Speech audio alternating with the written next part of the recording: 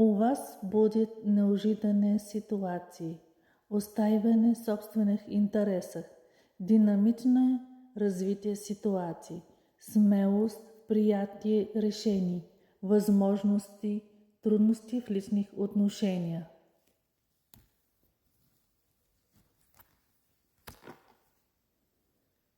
А также иллюзия, творческий застой, съмнения, уход от реальности, страхи.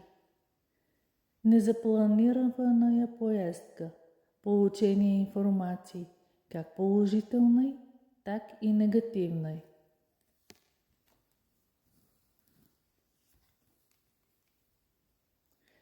В итоге, избавление от съмнений, преображение, единство духовного и физического, обретение уверености и своих силах, правилный выбор, успешно завершение делах.